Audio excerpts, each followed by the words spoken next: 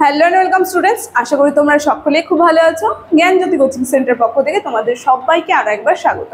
তো আমি মীরা ম্যাম, আমি আজ তোমরা যারা যারা বর্ধমান ইউনিভার্সিটির আন্ডারে পড়ছো, তোমাদের 4th সেমিস্টারের মেজর 5 পেপার যে বেঙ্গলি সিলেবাস রয়েছে, সেখানে দেখবে তোমাদের সিলেবাসের মধ্যে বৈষ্ণব পদাবলী আছে। বৈষ্ণব পদাবলী থেকে 4টা বৈষ্ণব কবির কিন্তু দুটি পদ নিয়ে কিন্তু তোমাদের সিলেবাসের মধ্যে রয়েছে।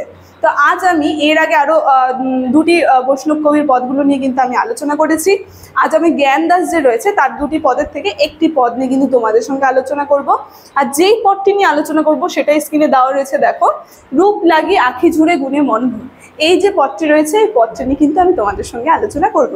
ঠিক আছে, তবে আলোচনা শুরু করার পূর্বে তোমাদের সঙ্গে একটা গুরুত্বপূর্ণ ইনফরমেশন আমি জানিয়ে দিয়ে যাই। তোমরা যারা যারা ভাবছো আমাদের সঙ্গে অনলাইন ক্লাসে বা নোটসের জন্য যুক্ত হবে, তাদেরকে বলে দিচ্ছি, দেখো এখানে দুটো নাম্বার দেওয়া আছে। এই নাম্বার দুটি হচ্ছে আমাদের Gyanjyoti coaching centre official helpline number. যে কোনো একটি নাম্বারের সঙ্গে যোগাযোগ করে কিন্তু তোমরা আমাদের সঙ্গে যুক্ত হয়ে যেতে পারবে। তার সঙ্গে দেখো তোমাদের এখানে কোর্স ফিও কিন্তু দিয়ে দেওয়া রয়েছে। তোমরা যারা যারা 4th সেমিস্টারে পড়ছো, তোমাদের 4th সেমের কোর্স ফি রয়েছে 599। ঠিক আছে, তো তোমরা যারা যারা আমাদের সঙ্গে যুক্ত হতে যাচ্ছ, খুব তাড়াতাড়ি এই নাম্বারদের সঙ্গে যোগাযোগ করে কিন্তু আমাদের সঙ্গে যুক্ত হয়ে যাবে। ঠিক আছে, তাহলে আলোচনাটার বিষয়টি আমি শুরু করছি। দেখো, প্রথমে বলেছি আজকের আলোচনার আমার টপিক হচ্ছে জ্ঞানদাসের রচিত একটি পদটি হচ্ছে রূপ লাগি আখি ঝুরে গুণে মন ভুল। এই পদটি নিয়ে আলোচনা করব। এখানে সম্পূর্ণ পদটা কিন্তু দেওয়া আছে, ঠিক আছে, তোমরা দেখতে পাচ্ছ। তবে এই পদটা বলার আগে এর বিশ্লেষণটা আমি বলিনি। তোমরা বিশ্লেষণটা ভালো করে বুঝলে পরে কিন্তু পদটা তারপরে পড়লে তোমাদের সুবিধা হবে। ঠিক আছে, দেখো আমরা দেখব এই যে রূপ লাগি আখি জুড়ে গুণে মন ভোর, এই যে আলোচ্য পদটি, এটা কবি জ্ঞানদাসের লেখা। পদটি হচ্ছে পূর্বরাগ পর্যায়ের অন্তর্গত। তো এখানে আমরা দেখতে পারবো রাধার হৃদয়ানুভূতি কিন্তু ব্যক্ত হয়েছে। মানে রাধা যে আছে তার হৃদয়ের ভিতরে যে অনুভূতি, এই অনুভূতি কিন্তু জ্ঞানদাস বৈষ্ণব কবি যে আছে তিনি এই পদটির মধ্যে ব্যক্ত করেছে।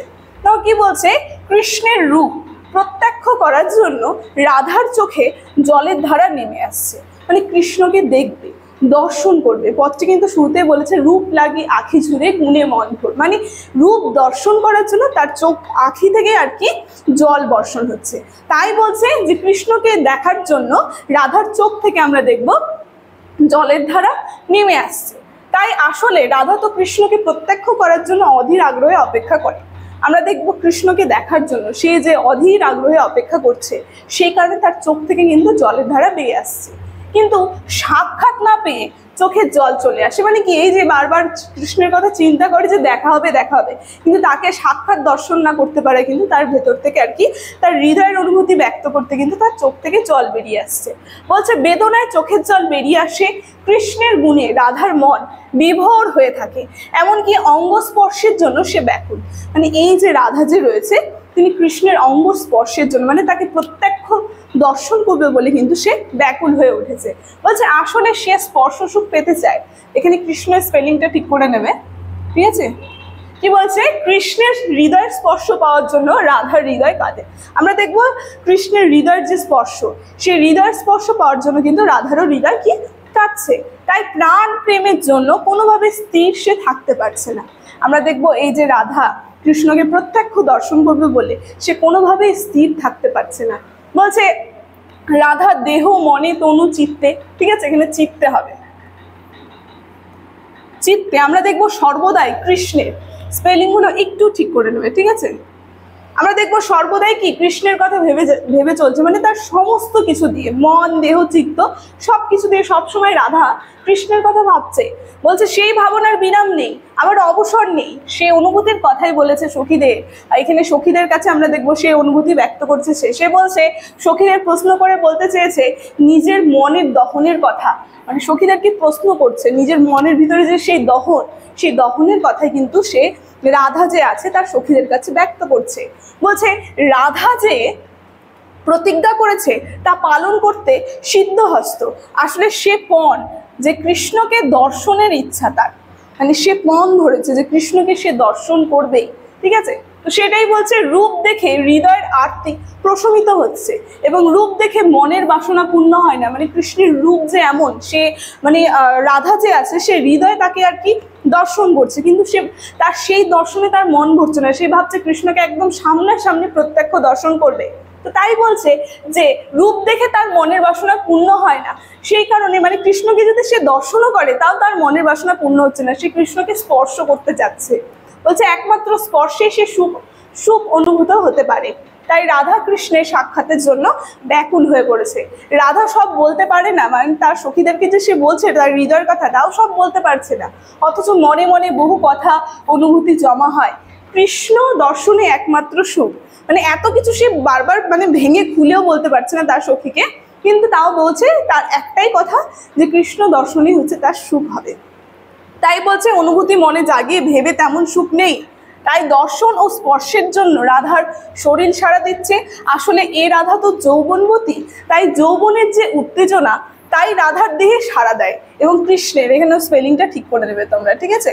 কৃষ্ণের হাসিতে যেন মধু ঝরে, এই যে কৃষ্ণ যে রয়েছে তার হাসিতে যেন মধু ঝরে, তাই বলছে পৃথিবীর সকল প্রাণীর সার, প্রণয়ের সার, ঠিক আছে?